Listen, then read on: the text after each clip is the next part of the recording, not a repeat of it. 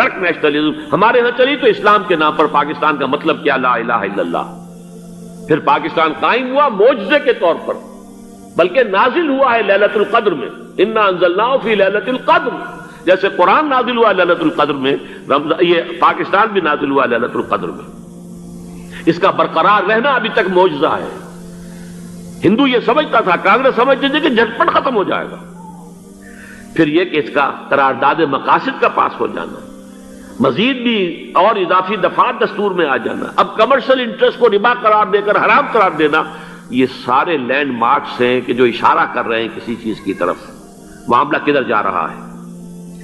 پھر یہ کہ یہ جو 14ویں صدی کے مجدد تھے شیخ الہند، اس کے بعد سے کچھ ایسی شخصیتیں عظیم پیدا ہوئی ہیں ہند میں، جن کو میں سمجھتا ہوں کہ 14ویں صدی کے مجدد اور 15ویں صدی کے مجدد کے درمیان یہ 15ویں صدی کے مجدد کی راہ کو سیدھا کرنے والے، جیسے کہ حضرت یحییٰ نے کہا تھا میں تو آنے والے کا راستہ سیدھا کر رہا ہوں حضرت عیسیٰ کے لیے، ایسے ہی 15ویں صدی کے لیے امام مہدی کے لیے راستہ صاف کرنے والے سب سے پہلے علامہ اقبال، جنہوں نے اسلام کا تصور دین کی حیثیت سے دوبارہ زندہ کیا ہے، ورنہ اسلام ایک مذہب کی شکل اختیار کر چکا تھا. پھر مولانا مودودی، مولانا ابوالکلام آزاد حکومت الہیہ کے نعرے کے ساتھ میدان میں آئے. یہ اقبال نے جو تصور پیش کیا تھا اس پر عملی جد و جہد کے لیے حزب اللہ قائم ہوئی. نوٹ کر لیجئے 11 برس کا فرق ہے عمر کا علامہ اقبال کے اور ابوالکلام کے. اور 1913 میں جب حزب اللہ قائم کی ہے اس وقت علامہ اقبال کی ملی شاعری اپنے عروج کو پہنچ چکی تھی. پھر یہ کہ علامہ اقبال کے بعد تعمیل جو ہے اس کام کی وہ ابوالکلام نے کی، لیکن روایتی علماء کی شدید مخالفت کی وجہ سے وہ بددل ہو کر چھوڑ گئے، کانگریس میں شامل ہو گئے. بساط جو ہے حزب اللہ کی انہوں نے لپیٹ دی. پھر مولانا مودودی آئے، انہوں نے وہ ڈور جو ہے اس کا سرا تھاما، جماعت اسلامی قائم کی حکومت الہیہ ہی کے قیام کے لیے. اگرچہ میرے نزدیک یہ کہ وہ انتخابی اور ایک قومی سیاست کی ایک جماعت بن کر پاکستان میں جو ہے دلدل میں پھنس گئی ہے. اب ہم اس کی کوشش کر رہے ہیں، تنظیم اسلامی اور یہ تحریک خلافت جس کے تحت یہ جلسہ ہو رہا ہے، یہ ساری چیزیں وہ ہیں کہ آپ کو سوائے پاکستان کے اور کہیں نہیں ملیں گی پوری دنیا میں. معلوم ہوتا ہے کہ پاکستان کو بہت بڑا رول پلے کرنا ہے اس میں. اور اس کے ساتھ اب جمع کر لیجئے افغانستان کی عمارت افغانستان، اسلامی عمارت افغانستان قائم ہو چکی ہے. یہ پچھلے 20 سالوں میں جو کچھ وہاں ہوتا رہا ہے اس سے پہلے تصور نہیں ہو سکتا تھا. کابل جو ہے وہ تو جیسے پیرس کا تمدن تھا ویسے کابل کا تھا، وہی لباس، وہی سکرٹس. یہاں جب آئے تھے شاہ ظاہر شاہ سرکاری دورے پر تو ان کی جو ملکہ صاحبہ تھی ان کے ساتھ وہ سکرٹ میں ملبوس تھی.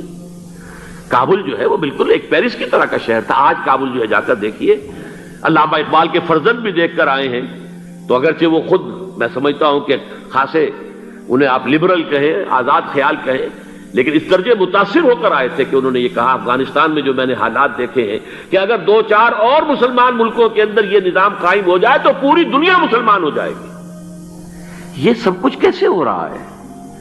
یہ آنے والے دور کی جھلکیاں ہیں. Coming events are casting their shadows before.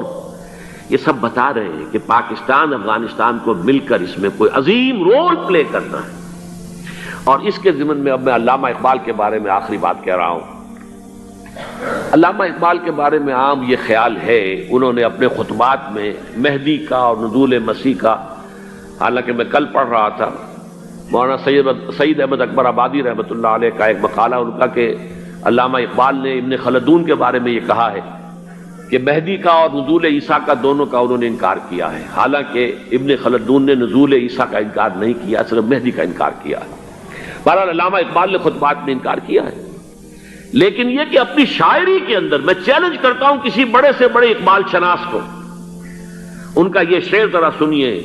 خضر وقت از خلوت دشت حجاز آید بروں، کارواں زی وادی دور و دراز آید بروں. خضر وقت، امام وقت، رہنمائے وقت، قائد وقت، خلوت دشت حجاز، حجاز کی صحرا کی کسی خلوت گزینی سے نکل کر باہر آئیں گے. میں حیران ہوتا ہوں علامہ کے اس فکر پر اور اس مصرے پر. یہاں انہوں نے شیعہ اور سنی دونوں کے کانسیپٹ جمع کر دیے.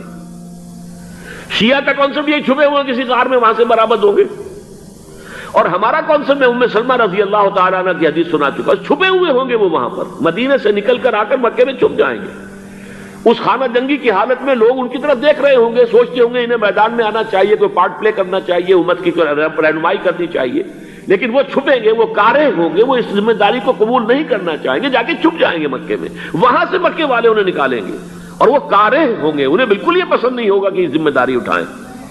تو خضر وقت از خلوت دشت حجاز آیت بروں، کارواں زیں وادی دور و دراز آیت بروں، کارواں جو چلے گا ان کی مدد کے لیے اس وادی دور و دراز، اس زیں عظیم وادی دور و دراز، یہ وادی سندھ ہے۔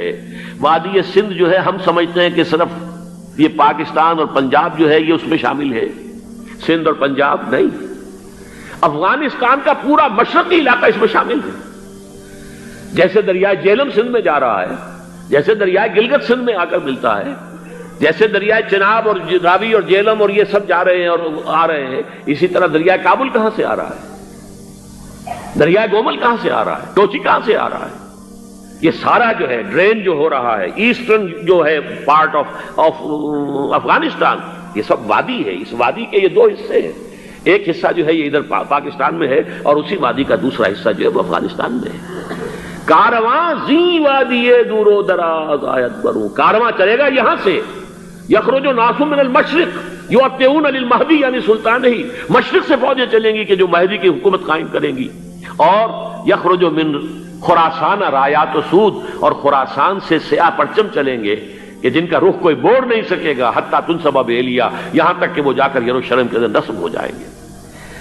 حضرات، میں ایک میری گفتگو کا حصہ باقی تھا لیکن میں اسے چھوڑ رہا ہوں، اس لیے کہ گلوبلائزیشن جو اس کی ہوگی، جو خلافت علی منہاج النبوہ کی تجرید کامل حضرت مہدی کے ہاتھوں عرب میں ہوگی، اس سے پہلے اس کے لیے محنت، کوشش، جد و جہد پاکستان اور افغانستان میں ہو چکی ہوگی جو اسے سپورٹ کرے گی اور وہاں جا کر حکومت قائم کرے گی۔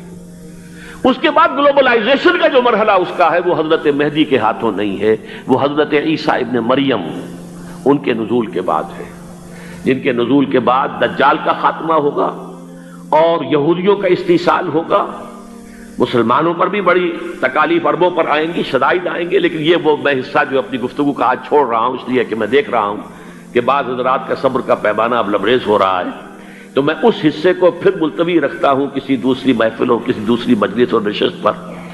آخری بات یہ کہہ رہا ہوں، ہم پاکستانیوں کے کرنے کا اصل کام کیا ہے؟ یہ بغدے میں آ پڑی ہے سخن گسترانہ بات۔ پہلی بات یہ کہ ہماری جد و جہد مرکوز ہو جانی چاہیے کہ یہاں خلافت علی منہاج النبوہ کا نظام قائم کرنے کی جد و جہد کریں۔ اس کے دو راستے ہیں، ایک سہل راستہ ہے، اللہ تعالیٰ جس کے لیے بھی اس کو سہل کر دے، اگر بظاہر تو بڑا مشکل ہے، نظر آتا ہے کہ لوگ اسے قبول نہیں کریں گے، کر لیں تو پھر بہت آسان راستہ ہے۔ تمام دینی جماعتیں پاور پالیٹکس سے، الیکشن کی سیاست سے وِڈرا کریں اور اپنی تمام توانائیاں متحد ہو کر مرکوز کر دیں۔